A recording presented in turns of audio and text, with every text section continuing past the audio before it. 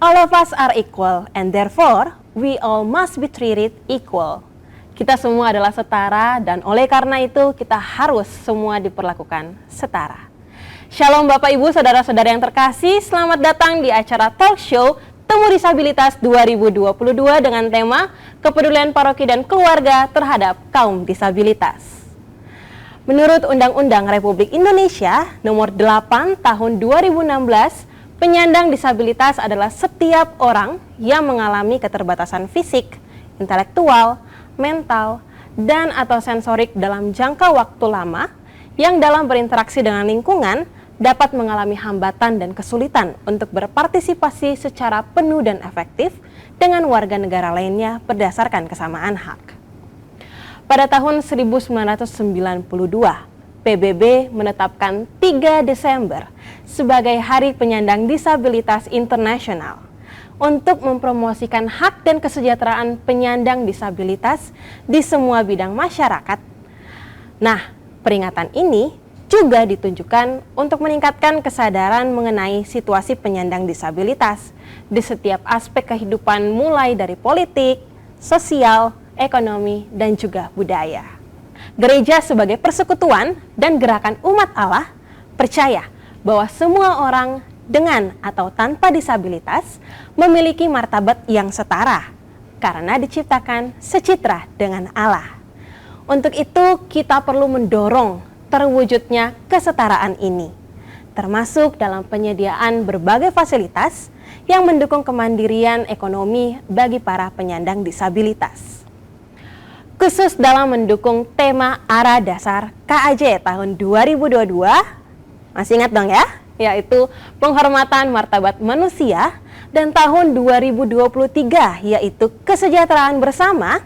Pada Hari Penyandang Disabilitas Internasional, Komisi PSE Pengembangan Sosial dan Ekonomi Keuskupan Agung Jakarta mengadakan serangkaian kegiatan temu disabilitas juga talk show kali ini untuk menginspirasi paroki dan seluruh umat Allah agar berkarya lebih luas lagi bagi saudara-saudari penyandang disabilitas.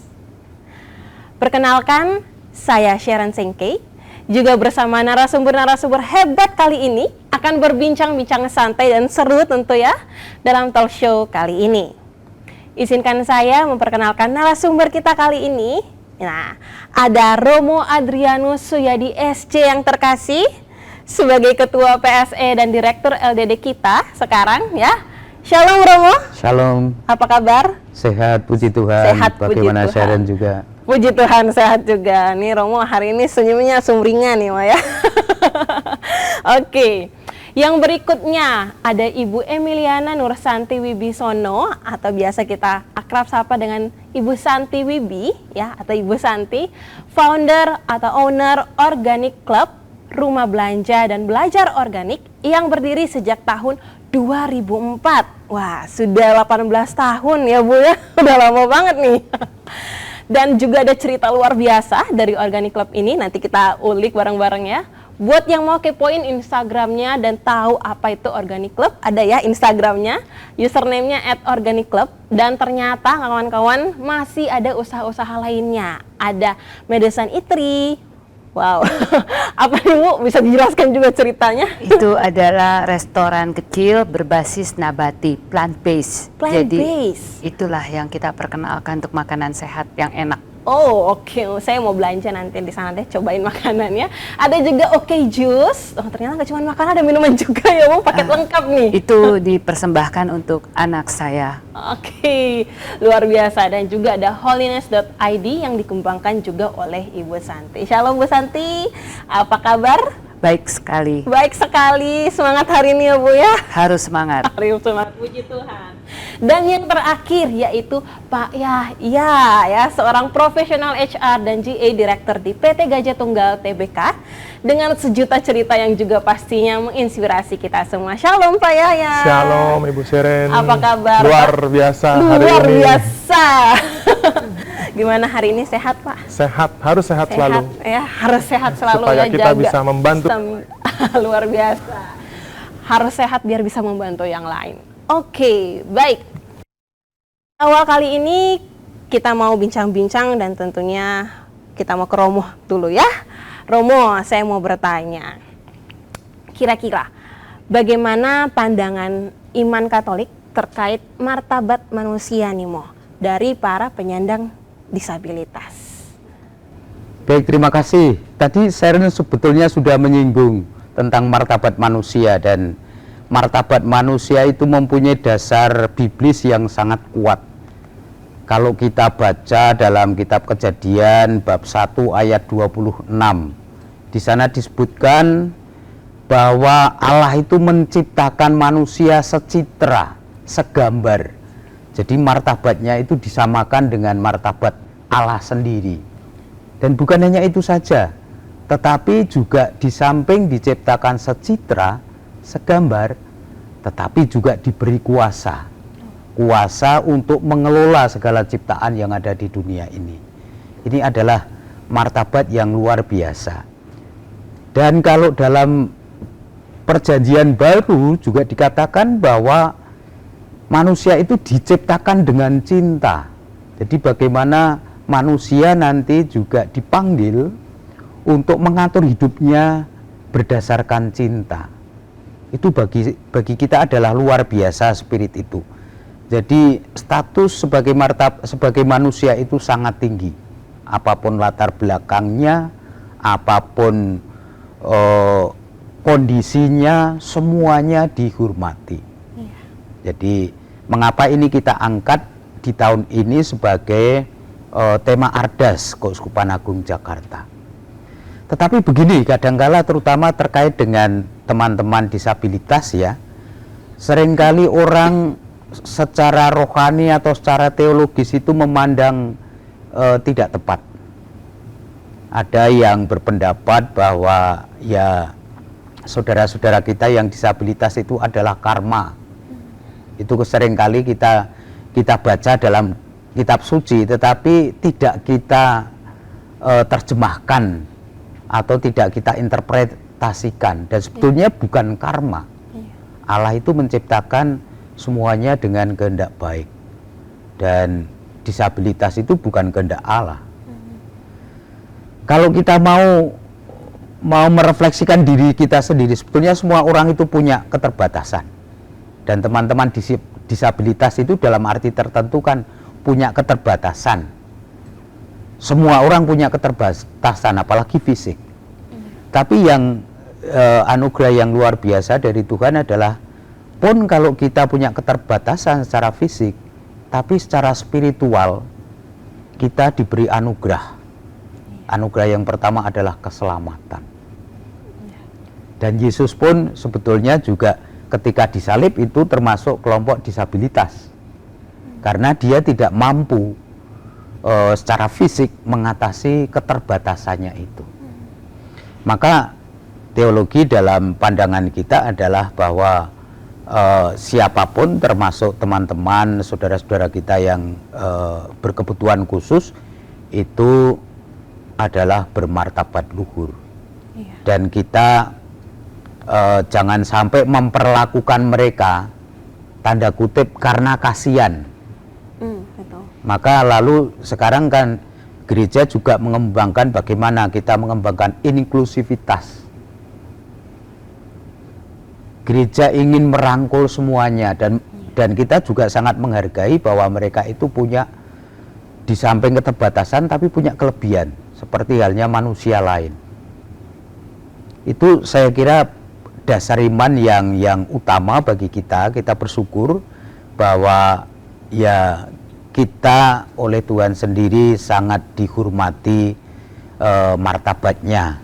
Bahkan kita disamakan dalam arti tertentu dengan Tuhan karena secitra dan segambar dengannya.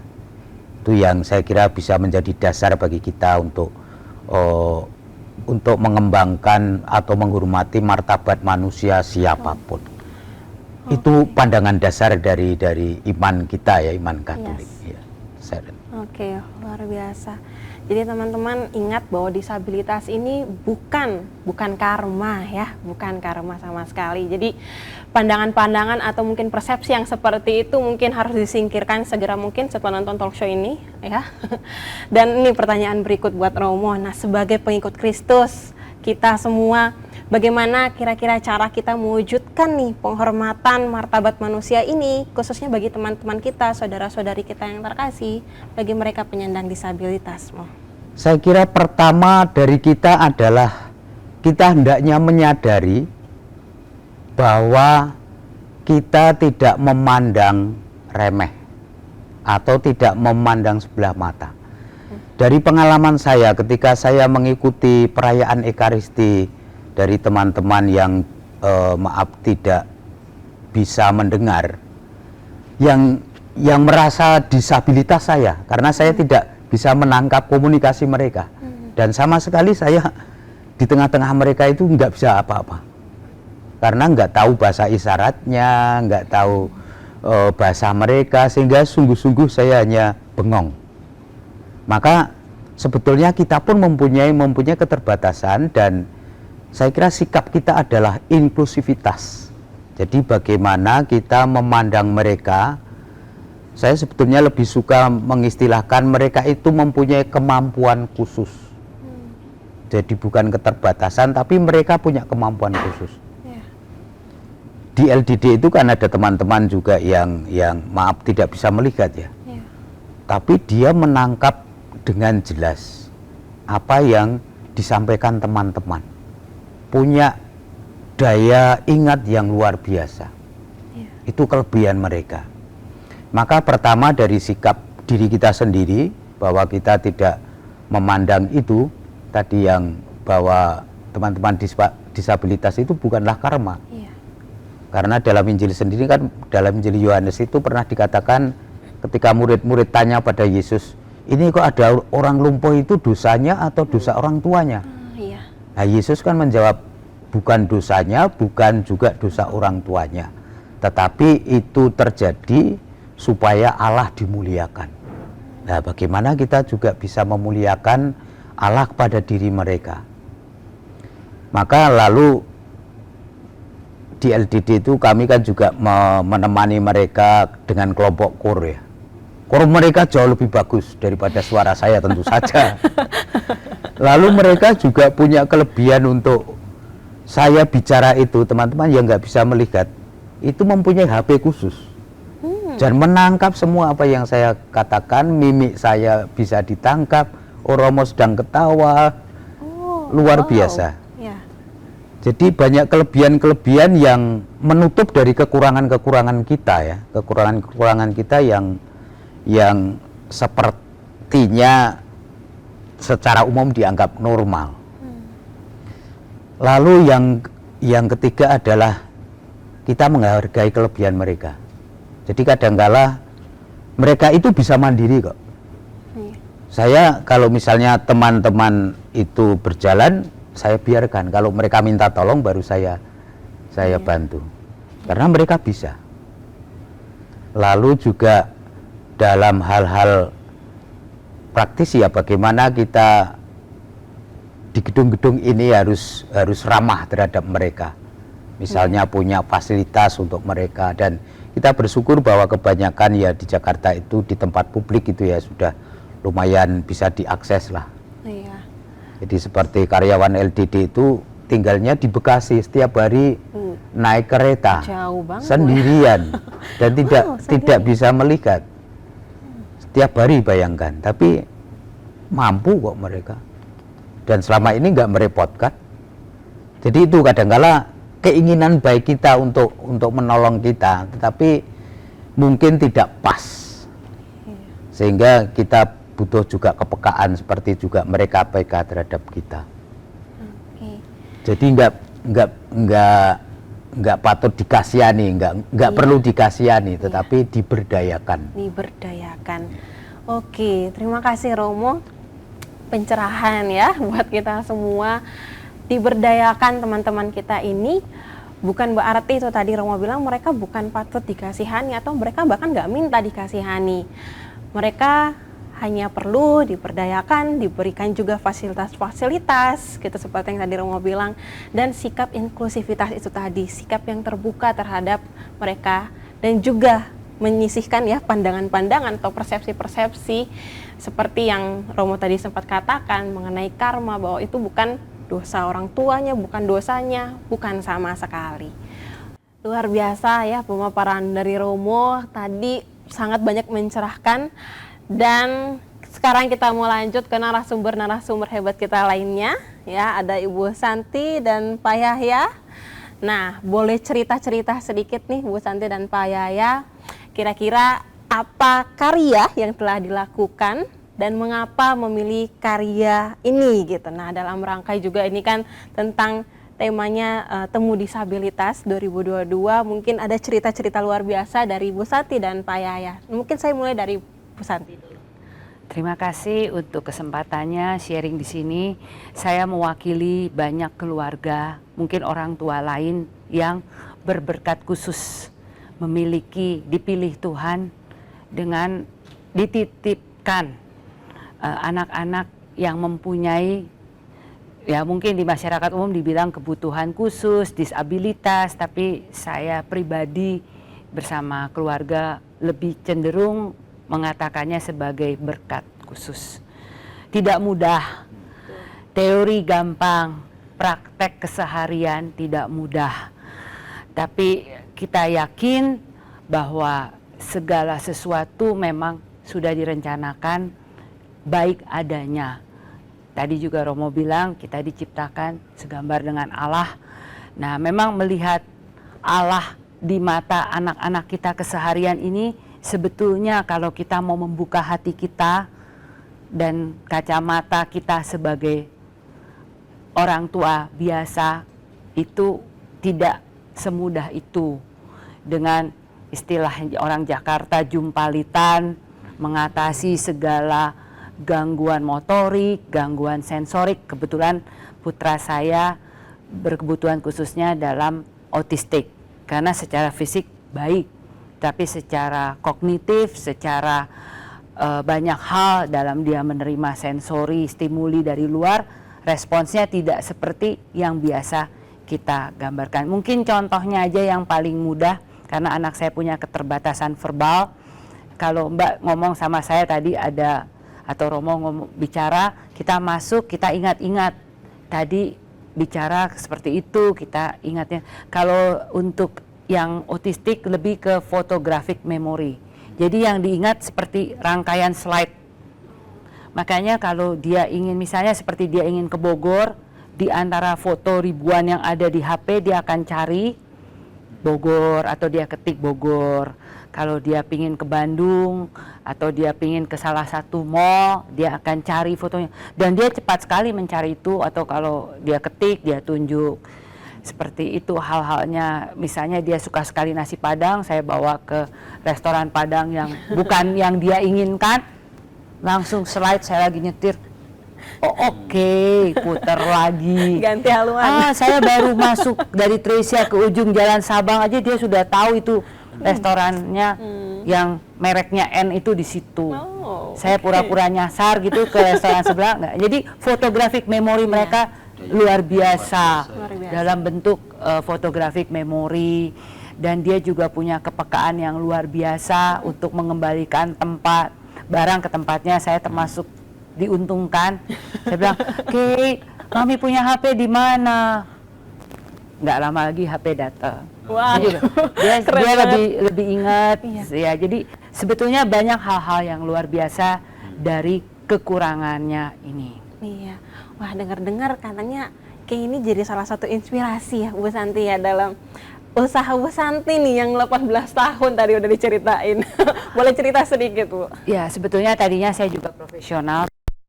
Waktu itu di tahun 2000 saya punya gangguan kesehatan yang membuat saya berhenti bekerja ya, saya hiatus dulu. Nah itu waktu itu baru mau 2 tahun, saya baru menyadari ini kayaknya ada sesuatu yang kurang pas gitu di usianya. Waktu itu kan autistik 21 tahun yang lalu belum seperti sekarang ya, sosial media juga terbatas, baru ada email. Kok bicaranya nggak berkembang gitu. Dan dia suka asik dengan dunianya sendiri gitu. Ini kenapa ya? Nah, ternyata dia masuk dalam spektrum autistik. Karena itu kan satu payung besar.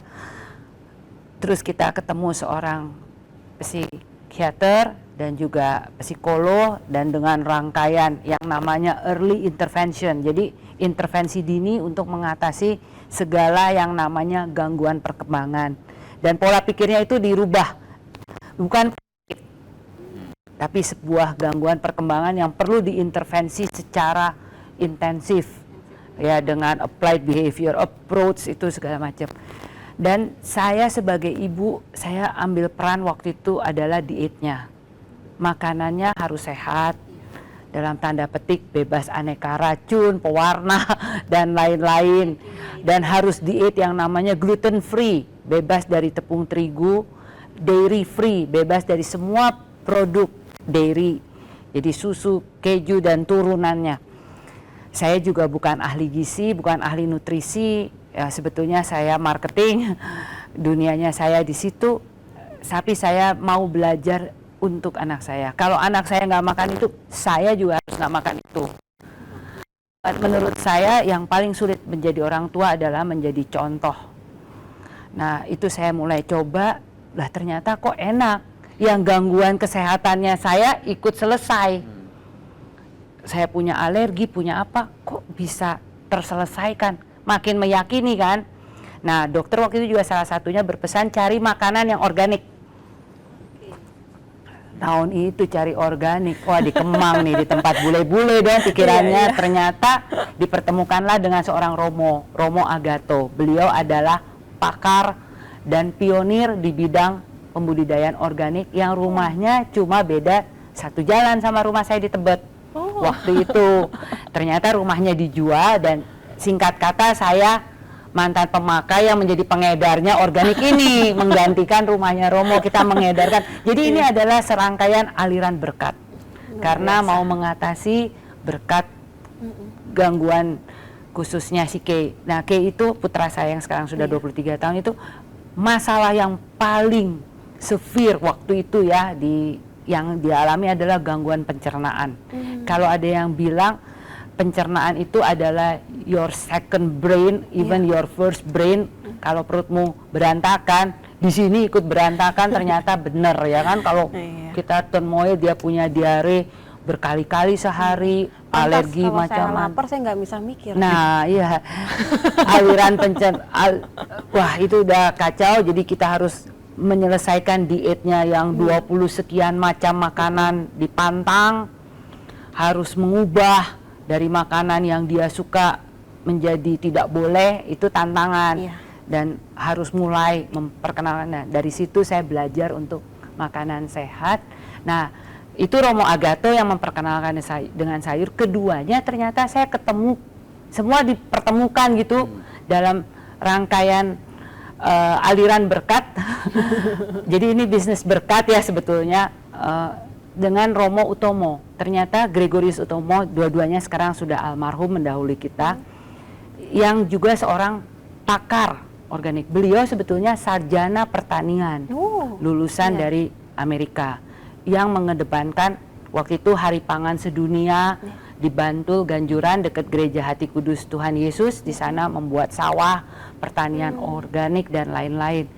Nah beliau ini yang mencetuskan, tadinya kan saya cuma seminggu sekali tuh warung jujur di garasi buka sayur organik, yang beli nimbang bayar sendiri. Beliau yang bilang, Ibu Santi, ketahuan nih kayaknya saya orang marketing ya, kalau buka organik menjadi sebuah usaha, saya yakin di tangan Ibu Santi bisa maju. Wah Romo punya bayi, adiknya Kay ada namanya V, baru juga belum setahun, masih ASI, kayaknya masih jungkir balik, punya toko, wah kayaknya nggak mungkin deh.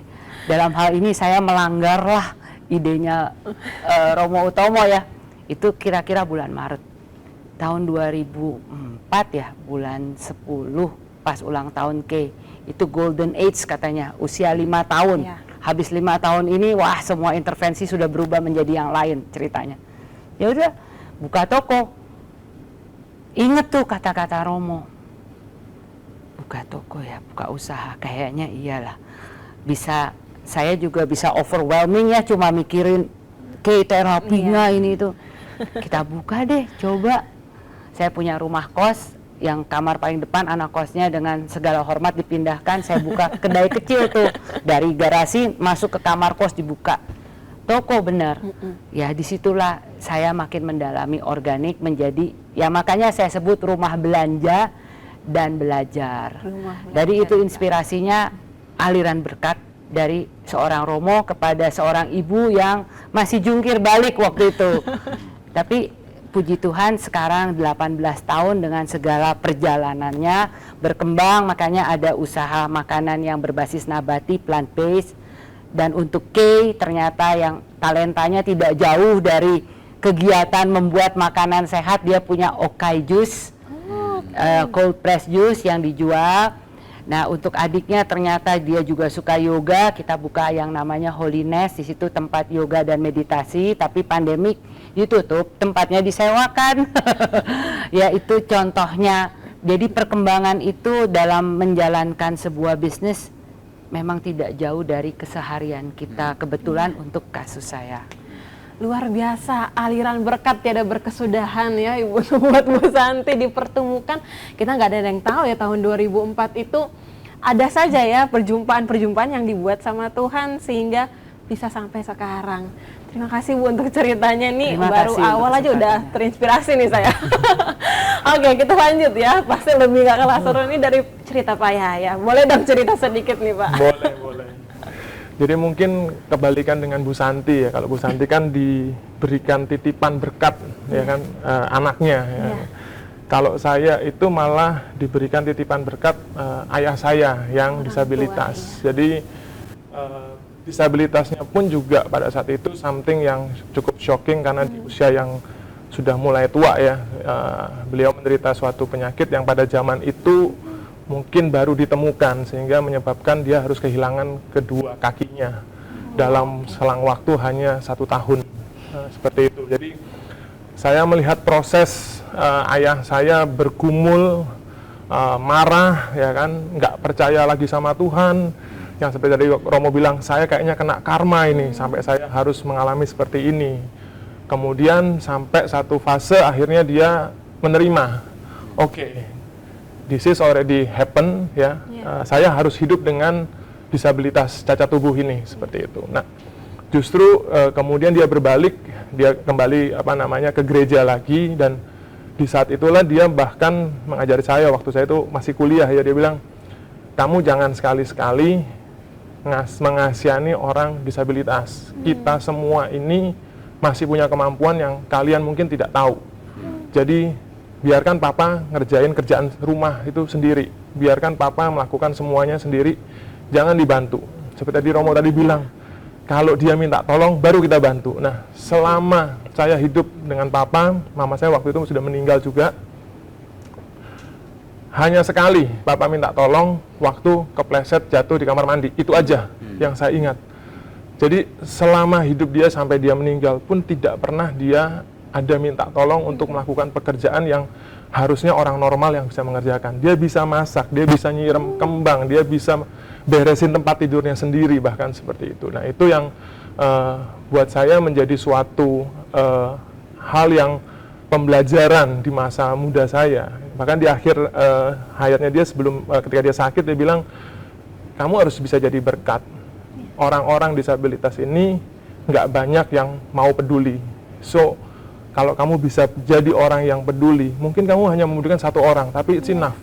Bisa memedulikan 1 orang, nanti mungkin ada orang lain yang memedulikan 1 orang lagi, dan itu akan berlanjut seperti itu. Nah, makanya ketika saya mau masuk ke dunia kerja, masuk ke dunia industri, saya bersyukur Tuhan itu menempatkan saya di perusahaan-perusahaan yang punya kepedulian yang tinggi terhadap disabilitas.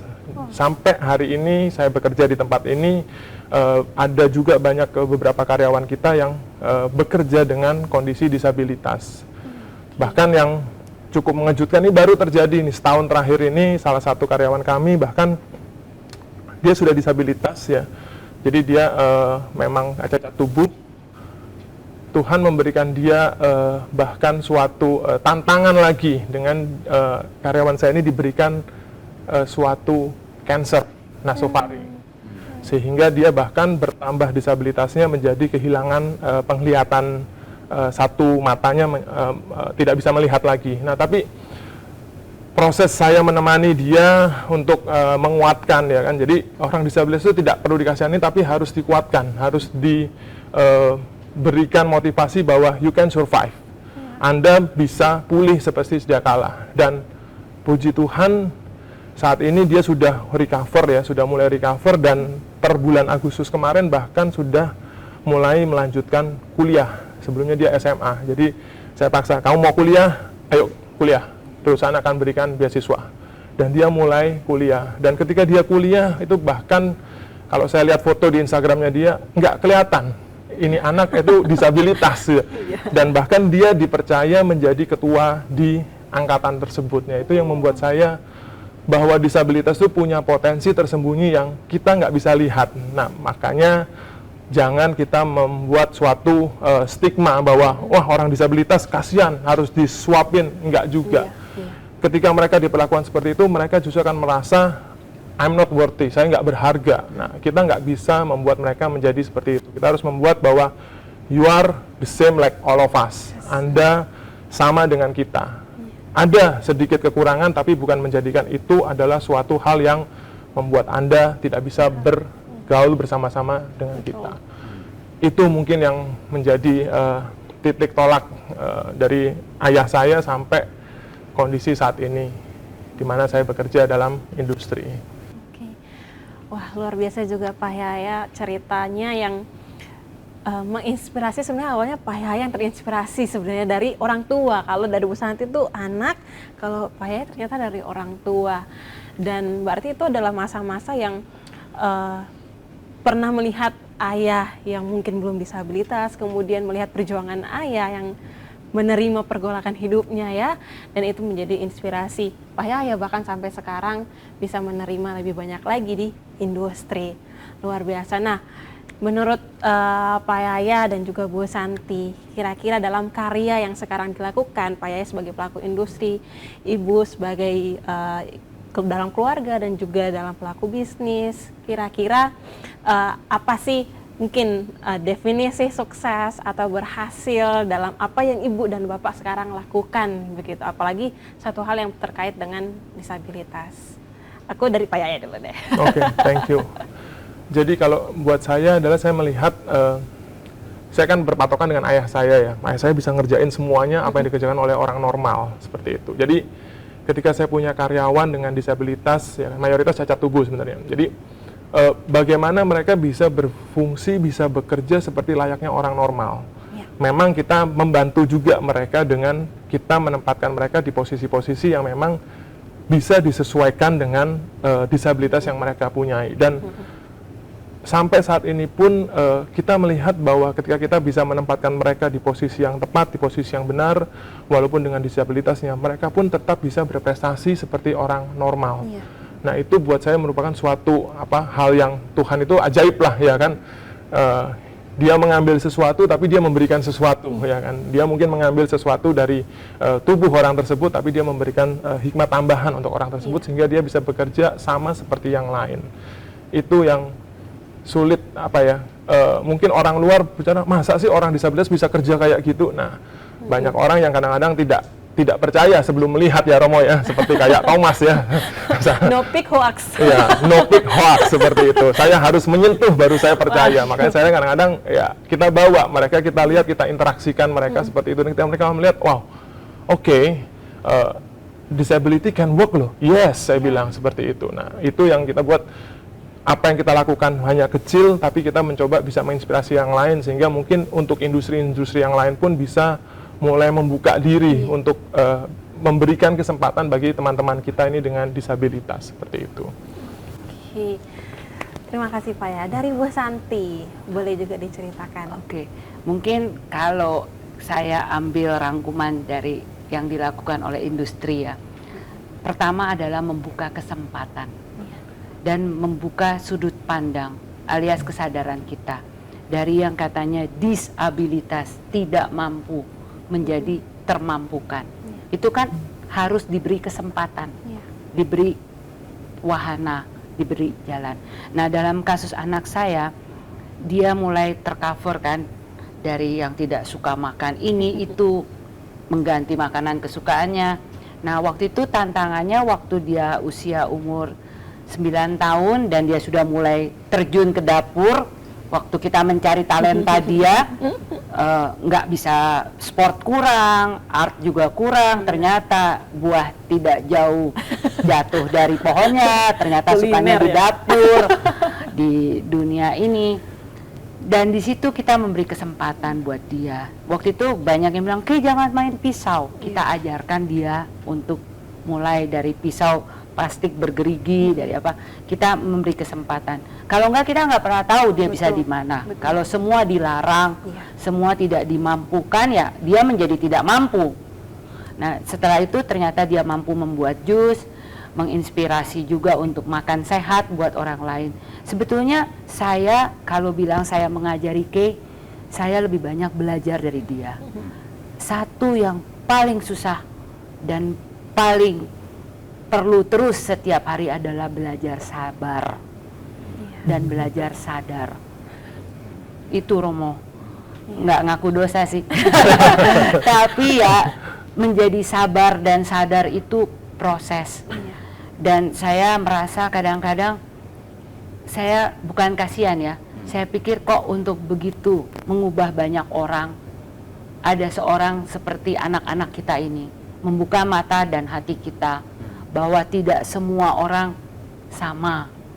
Dan ini adalah bagian dari gambar Allah. Kayak saya bisa lebih dekat dengan perjalanan rohani saya, itu karena Kay dan saya sekeluarga, puji Tuhan, bisa sehat, punya aliran berkat, bisa menjadi berkat buat orang lain, memperkenalkan makan sehat, bisa mengajar. Saya juga sekarang kan selama beberapa tahun terakhir ini, hampir 10 tahun ya, mengajar ke berbagai instansi, sekolah, untuk sadar sehat. Itu dari pengalaman saya ikut menyadarkan diri sendiri, keluarga untuk jadi kita tidak membatasi segala ketidakmampuan itu menjadi alasan, tapi selalu memberi kesempatan dan meyakini semua orang itu punya daya yang luar biasa, walaupun didefinisikan sebagai disabilitas. Iya, aku mau tahu dong Bu tentang, nih tadi Bu udah cerita tentang sabar dan sadar nih ya. Kira-kira boleh cerita ya satu atau mungkin beberapa tantangan mungkin nih dalam perjalanan, either dalam membersamai Kay atau juga dalam proses dalam bisnis Ibu. Kira-kira ada tantangan gak sih yang membekas nih di hati Ibu nih? Tantangan sih banyak ya. Setiap hari juga kita anggap tantangan. Iya. Nanti malam ini Kay tidur lebih bagus apa enggak? Dia juga ada kejang. Puji Tuhan jangan sampai terjadi. Tapi itu semua kita berpikir positif. Saya termasuk orang yang cuek. Kemana aja saya bawa anak saya. Suami saya agak tertutup, agak reserve ya. Tapi kita sama-sama mencoba. Dan hampir pelanggan di Organic Club di toko saya di Tebet itu tahu kalau saya punya anak yang berkebutuhan khusus. Bahkan menjadi referensi banyak keluarga untuk bisa lebih sehat.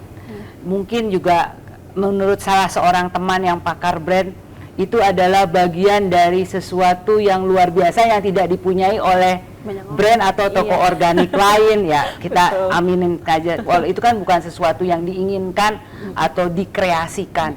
Tetapi Kay itu punya keyakinan bahwa dia mampu walaupun dia tidak bisa utarakan. Dia mau mencoba, dia mau membuat. Barang datang di toko, kita semua sibuk dengan segala kekurangannya, dia coba masukin. Dia selalu terlibat, kita repot walaupun dia rungsing ya kesana kemari, tapi dia ada di situ. Dan dia mengingatkan, Teng jam 12 papa mama makan, nggak mau disodor-sodorin piring. Nah, hal-hal seperti ini adalah sesuatu yang mungkin tidak ada pada anak lain yang usianya 23 tahun. Nah, seperti inilah inspirasi dalam keseharian kita pada saat dia rewel atau kadang-kadang kan ada juga ya mungkin jeduk-jeduk kepala atau apa. Tapi kita mengingat lagi banyak karya-karya kecil-kecil lain yang menjadi besar untuk membesarkan hati kita bahwa kita yang katanya terpilih menjadi orang tua anak-anak ini untuk terus berusaha menerobos, membuka kesempatan. Dan saya selalu bilang produk jusnya Kay dibeli karena memang sehat, terbuat dari produk organik, semua kita tidak ada campuran kimia, bukan karena mengasihani Kay membeli produk ini. Ini teruji sehat, terbukti, dan kita tidak bohong-bohong, walaupun kita tidak sepopuler merek besar lain ya, tapi dalam berkarya dan makin banyak kesempatan, dan saya harap di luar komunitas gereja, di luar komunitas disabilitas makin banyak kesempatan oleh pelaku-pelaku industri dan usaha lain membuka peluang, memberi kesempatan. Itu aja harapannya.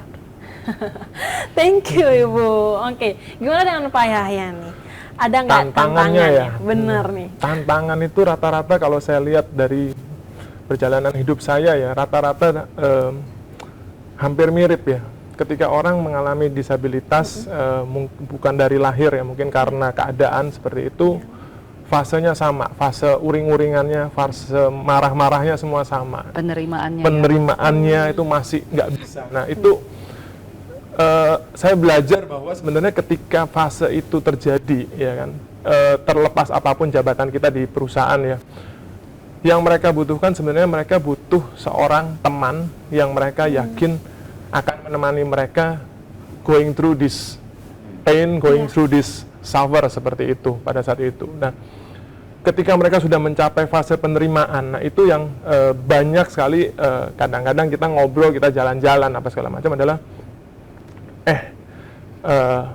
kita isengin kadang-kadang ya, bukan isengin dalam hati apa negatif ya. Mau nggak ngerjain kerjaan yang ini? Challenging loh. Saya nggak bisa, Pak. Nggak bisa kenapa? Saya bilang. No, yang ono bisa. Saya bilang. Masa kamu nggak bisa? So, kita memotivasi mereka dengan cara adalah, itu ada orang disabilitas juga, tapi dia bisa loh. Kenapa kamu nggak bisa? Ayo, kita belajar sama-sama. Ada masalah, ngobrol seperti itu. Jadi, kita berfungsi udah lintas apa jabatan, lintas lintas posisi ya, tapi kita menjadi seorang teman. Di satu sisi kadang kita harus menjadi seorang konselor ya, jadi harus mengkonseling. Di saat mereka bingung kita harus jadi mentor. Nah, jadi fungsinya jadi banyak. Nah, itu fungsi itu yang membuat kita, kalau kita di industri itu harus, orang bilang multitasking ya, ngurusin yang teman-teman kita yang disabilitas ini. Nah, itu yang kita harapkan teman-teman kita yang lain di industri yang lain juga punya sedikit waktu dari kesibukannya yang luar biasa untuk bisa menjadi teman-teman kita yang disabilitas. Sometimes kadang mereka butuh didengarkan, sometimes mereka kadang butuh disemangati, sometimes kadang mereka butuh di challenge. Nah, kita harus bisa mengenal teman-teman kita ini lagi butuh apa. Itu sih yang menjadi challenge dan bagaimana saya menghadapi selama ini dengan teman-teman kita yang disabilitas. Butuh yang lain mungkin support, butuh doa. Aduh, nggak kebayang apa jadi Pak Yahya tuh multi role itu gimana ceritanya ya. Oke. Luar biasa cerita-cerita dari Pak Yahya dan dari Bu Santi yang sangat menginspirasi. Nah, aku mau tahu nih, kira-kira gimana tanggapan Romo setelah mendengarkan cerita luar biasa dan inspiratif banget dari Bapak dan Ibu ini? Ya sama, saya merasa sungguh-sungguh luar biasa. Bu Santi mengatakan bahwa itu adalah aliran berkah. Dan ini yang tadi dalam Injil dikatakan ketika para murid menanyakan Yesus, ini orang yang lumpuh sejak lahir ini karena karma atau karena dosa orang tuanya. Lalu Tuhan Yesus kan menjawab, biarlah ini bukan karena karma, bukan karena dosa orang tuanya, tetapi biarlah nama Allah dimuliakan. Amin. Nah, inilah aliran karma, aliran rahmat yang menurut saya persis apa yang dikatakan oleh Yesus. Nggak gampang loh Romo jalaninnya. Saya yakin nggak gampang jalaninya, perlu kesabaran, perlu kebesaran hati. Dan yang kedua, para bapak ibu ini contoh yang baik. Jadi kalau ada orang tua yang mempunyai anak yang mempunyai kemampuan khusus seperti Bu Santi, janganlah disembunyikan. Amin. Kemudian dari Pak Yahya, ini yang sebetulnya kita dorong supaya entah itu lembaga, kita semua itu juga memberikan peluang para disabilitas untuk berkembang, untuk menemukan potensinya yang bisa dikembangkan. Dan saya kira ini yang persis yang dilakukannya. Ternyata tidak kita bisa bayangkan bahwa mereka itu mampu luar biasa. Hanya mungkin kita awalnya masih agak mencari-cari kelebihannya di mana. Tapi ketika kita menemukan kelebihannya, berkembang luar biasa. Saya kira ini ya sangat inspiratif. Jadi martabat manusia sungguh-sungguh nyata di sini. Tentu butuh kesabaran, butuh kerendahan hati, butuh keberanian juga ya Bu ya. Iya. Untuk berani itu. berani menampilkan ya. Dan membuka kesempatan untuk dia terus berkarya. Kadang kalau lagi sepi nggak ada yang pesen, dia tetap bikin jus. Mami yang minum. Papi yang minum. Dan ini kan lalu menjadi berkah ya bagi usaha ibu juga kan. Iya, dan bagi kesehatan saya. Dan bagi kesehatan masyarakat di sekitar. Juga. Jadi memang benar-benar harus memberikan contoh dalam arti apa yang kita lakukan, kita minum, kita makan bisa menjadi berkah kesehatan untuk orang lain. Ya, kan betul. Itu prinsip organik. Betul. Setiap organisme melayani organisme yang lain di semesta alam ini tanpa menyakiti yang lain. Betul nggak, Bang? Betul, yang sehat-sehat kadang-kala kita bisa, tapi ternyata pengalaman dari anak Bu Santi ini bisa memberikan berkah banyak orang. Dengan organik itu kan. Ya, dari stigma yang kecil aja. Anak saya nggak suka makan sayur, anak saya nggak mau makan sayur, gampang Bu. Anak saya yang nggak pinter bicara, yang katanya aliran pemikirannya beda, nggak bisa mikir lah, nggak bisa nulis lah apa, mau kok makan sayur. Gimana caranya? Diminum. Gampang kan? Nggak dimakan ya diminum, jadi jus, jadi smoothies. Nah itu contoh kecil. Mereka akhir pulang, ya anak saya kan nggak kenapa-napa, nggak autis, mestinya bisa dong. Lebih kan? Nah superioritasnya itu kan keluar akhirnya. Luar biasa. Jadi sama mungkin teman-temannya yang tadinya kerjanya masih agak buktinya dia aja bisa, masa gue nggak bisa, kemana aja lu gitu. jauh. Iya. Ini contoh-contohnya. Betul, semakin termotivasi justru harus saling jadi teladan, jadi inspirasi, jadi contoh tadi Ibu katakan ya.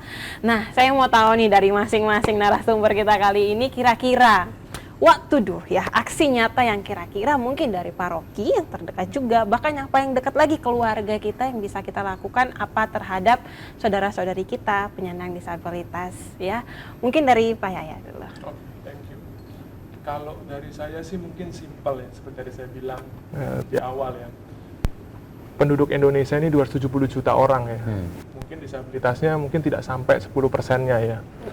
Kalau satu orang Indonesia mau menjadi teman untuk satu orang disabilitas saja, mau memberikan kesempatan kepada satu orang disabilitas saja, maka orang-orang disabilitas di Indonesia ini akan bisa berdiri sejajar dengan orang-orang yang normal, seperti itu.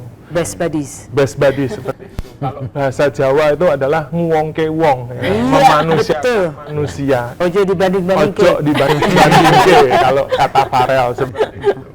Jadi itu, jadilah teman untuk satu orang saja. Kita nggak minta harus 10, harus bikin apa yayasan yang 100 orang, nggak usah. Satu orang membuka diri bisa menjadi teman yang baik untuk satu orang disabilitas, maka di Indonesia ini teman-teman kita disabilitas tersebut akan punya gairah hidup lagi, akan punya arti lagi, dan dia mungkin di kemudian hari dia bisa membantu bahkan orang-orang yang non disabilitas. Kita tidak pernah tahu. Support bukan cuma pencitraan ya. Betul. Sekali-sekali doang jangan ya.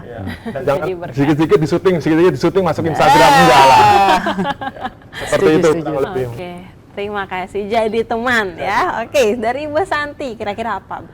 Kalau saya, karena saya seperti working experience ya, berjalan terus.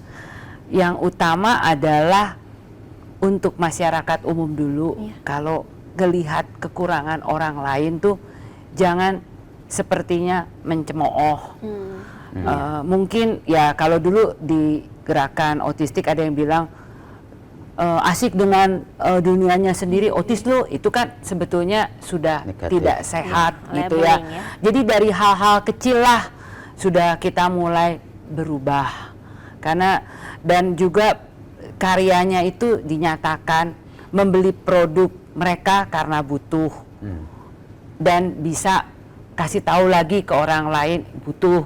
Kalau ada pilihan ya mungkin ini dibuatnya oleh orang yang khusus sama yang enggak. Kalau kita bisa mensupport, kenapa ini dibeli karena kualitas, bukan karena Kasian. popularitasnya. Nah itu juga contoh-contoh yang baik yang bisa kita lakukan. Untuk peran gereja, ya mungkin dari awal mungkin makin disosialisasikan. Karena pengalaman saya waktu ke gereja tempat Romo berkantor, satpamnya itu memandang disabilitas itu hanya kekurangan cacat tubuh.